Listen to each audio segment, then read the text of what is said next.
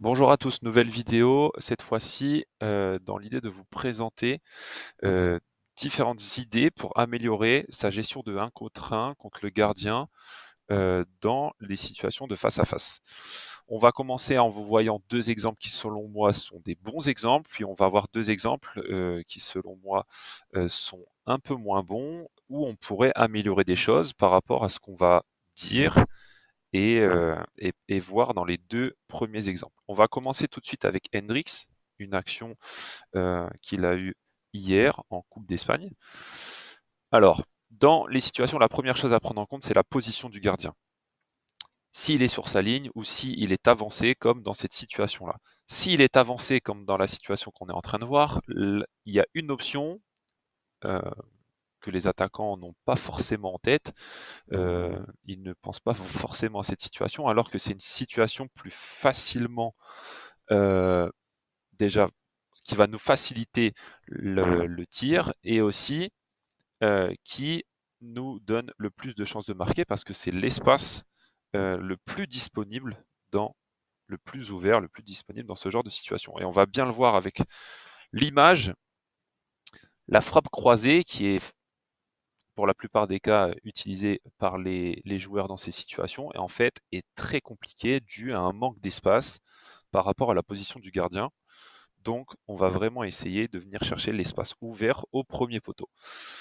On va voir un deuxième exemple avec Lewandowski cette fois-ci. Et ça va être encore plus flagrant que la frappe croisée n'est pas du tout une option dans cette situation parce que le gardien, quand il sort de sa ligne, en fait, ne permet plus du tout de tirer croisé. Et, Et c'est très important d'avoir ça en tête. Il y a très peu d'attaquants qui le font. On voit beaucoup d'erreurs dans ce genre de situation avec des joueurs qui essayent de frapper croisé. Là, on peut très bien le voir. Le gardien ne laisse absolument aucune option à Lewandowski de tirer croisé. Mais des fois, on réagit un peu mécaniquement et on va tenter malgré tout cette frappe. Il y a une chose qui va être importante et que les joueurs vont devoir prendre en compte, en plus de la position du gardien, c'est la trajectoire du ballon. C'est-à-dire que le ballon va aller dans une direction et en fait, le geste qui va être le plus facile à réaliser, ça va être de respecter cette trajectoire de balle. On va voir ici avec l'exemple de Beto et Everton. Le ballon est en train de se diriger dans cette direction qui suit la flèche jaune. L'option la plus facilement réalisable pour Beto, ça serait de continuer et de tirer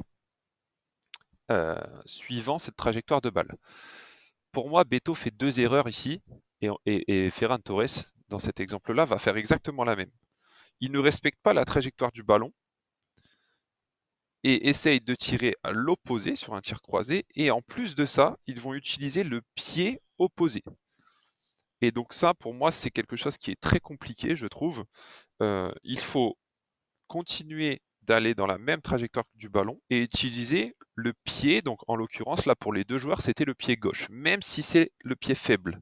Parce que c'est le pied qui va nous permettre d'avoir différentes options et qui va nous permettre en plus de pouvoir exploiter ce qu'on a vu dans les premières vidéos, la frappe au premier poteau.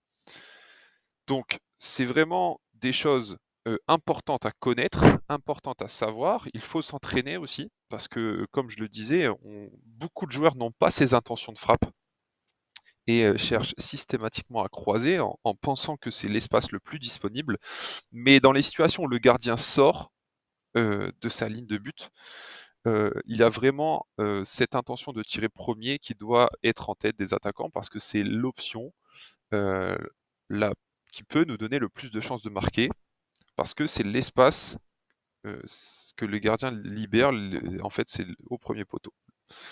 Donc voilà, j'espère que vous avez apprécié, je vous ai mis un petit récapitulatif de ce qu'on a pu voir dans cette vidéo. C'est assez rapide, il y a beaucoup d'exemples, il y a plein d'exemples, il y a certainement des contre-exemples aussi.